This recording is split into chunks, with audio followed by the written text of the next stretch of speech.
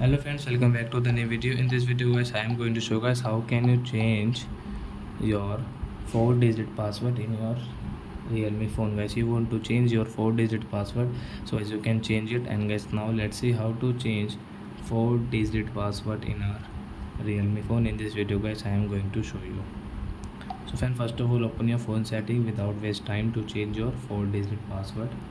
Guys, you can see your password and biometric setting. So I tap here, log screen password, and guys, enter your password which you have now. And guys, you can see your modify password, enter old password 1234 again. Guys, click use a different password type, and guys, click on 4-digit password. So new password guys, example for guys, we will take this 2580. And guys, don't do any mistake here guys, be careful. And guys, come back.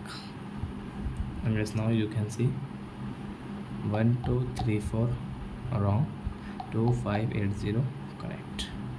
So are you friends, you have understood how to change 4-digit password in our Realme phone. So that's it guys, thanks for watching. Now we will meet on next video with new topic. Before going, please go and like my video, subscribe my channel. Bye bye friends.